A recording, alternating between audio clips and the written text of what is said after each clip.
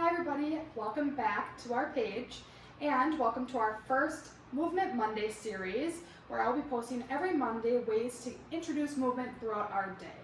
And since this week we were really focused on combating the harmful effects of sitting, I am going to go through 2 stretches and 4 movements today for you to do right by your desk, in an office, wherever you work, to help get you up more and standing more throughout your work day.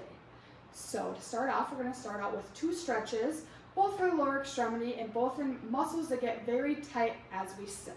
So the first one is going to be for our hip flexors and our quads. As we're in a seated position, these muscles get shortened and tend to get tight over time.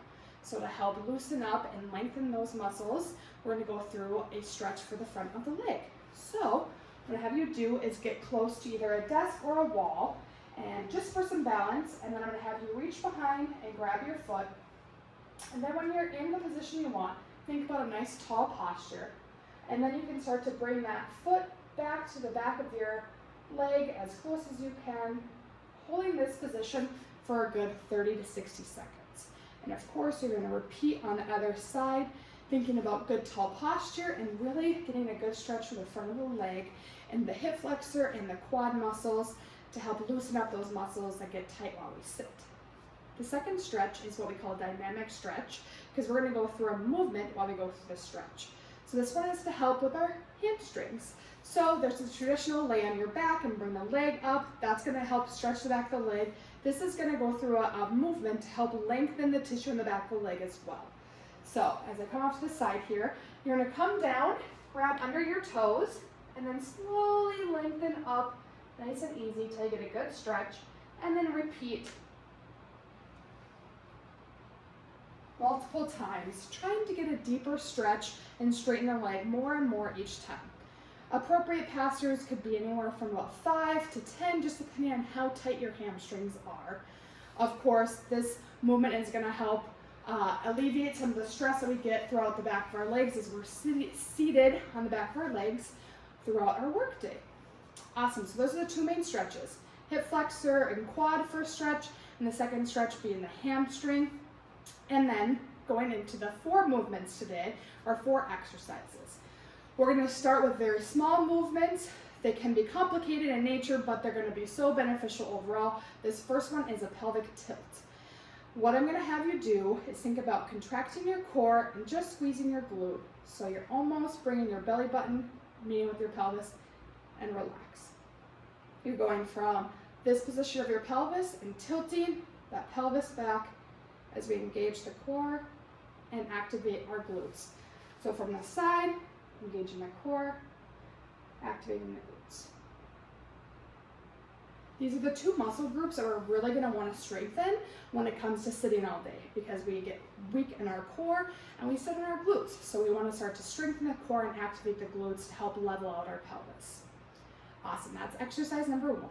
Moving on to our second exercise, which is going to be a hip extension. So this is where you're going to want a desk or a wall, something to balance off of. We're going to keep up with the glute exercises with this. So coming here, and you can even place your hand right on your glute. Think about bringing that leg straight back. You want to keep a knee straight and just extending that leg straight back. Doesn't have to be a very big movement. It can be very small. You just want to get the contraction in that glute muscle. And of course, repeat on the other side.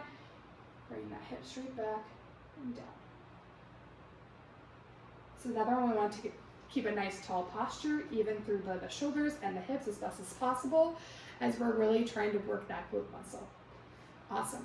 Moving into the third one, which is a more commonly known one, I'm going to try and get my feet in the camera here, is what we call calf raise.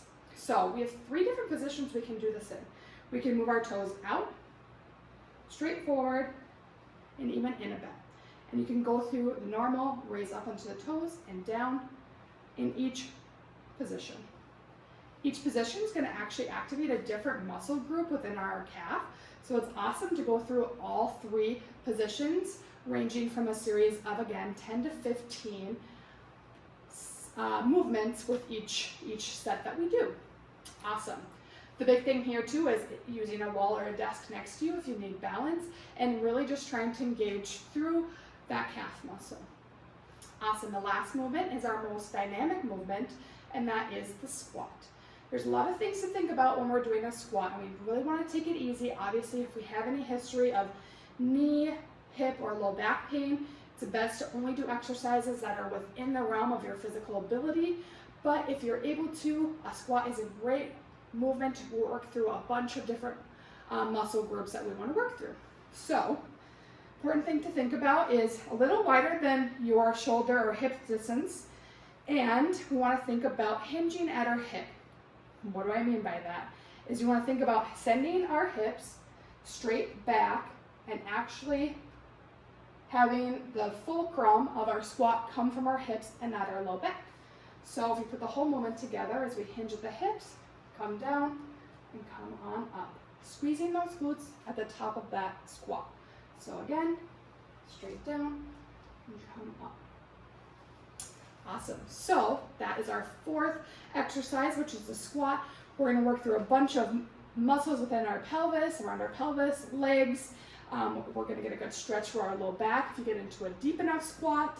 But those are great exercises and stretches to start to implement into your workday to get up, get you moving, and get you out of sitting at your desk all day long. A really fun activity that you can do to implement more of this in a fun way is grab a deck of cards, have each of those 4 movements be a different suit of the card, and shuffle the deck. At the start of the day, you can pick a number of cards you want to achieve each hour, and each card you flip over, it'll show the suit. So let's say hearts is a squat, and I picked up the first card is a 7 of a heart.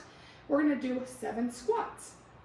You can pick the number of cards you want to go through each hour, ranging from 1 card an hour to 5 to 10, whatever suits you and your workday to get you moving is a great place to start for you. That makes exercising throughout your workday more fun, but then also gets you motivated to be moving every hour. I look forward to seeing you all next Monday for another series of Movement Monday. Have a great week, everybody.